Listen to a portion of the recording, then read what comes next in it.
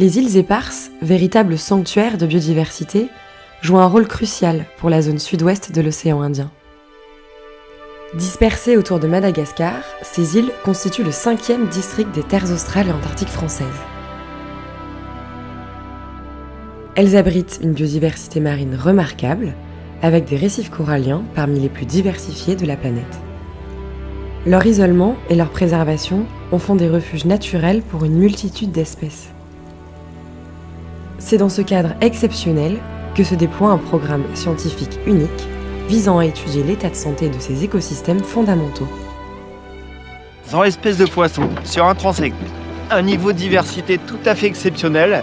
C'est à peu près 3 fois les richesses qu'on observe à La Réunion. Le programme Récifs isolés 2 est porté par les terres australes et antarctiques françaises.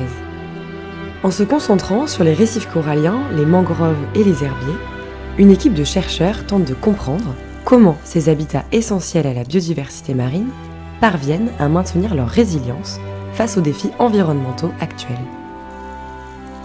Les récifs qui se portent le mieux dans le monde, c'est les récifs qui sont éloignés de la pression humaine. Plus ils sont loin de l'homme, et mieux ils se portent. On a aujourd'hui à peu près 13 ans de recul, donc ça va être la première fois qu'on vient la revisiter 13 ans après. Et il faut espérer que les îles Éparses restent un havre de paix, un laboratoire à ciel ouvert et qu'elles maintiennent la magnifique biodiversité qu'on voit à l'heure actuelle. La réalité des îles Éparses est bien plus complexe qu'il n'y paraît. Chaque île raconte une histoire marquée par des défis uniques. Malgré leur isolement, ces sanctuaires de biodiversité n'échappent pas aux pressions humaines.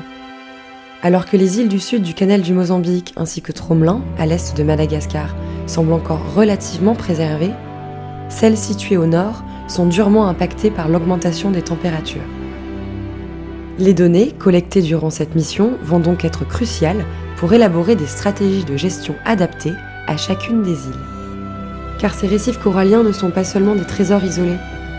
Ils sont une source de production de larves de coraux et de poissons qui se dispersent au fil des courants et contribuent à la colonisation et la régénération des récifs de la région. Cette mission marque ainsi le début d'une série d'actions en partenariat avec les îles et les territoires voisins.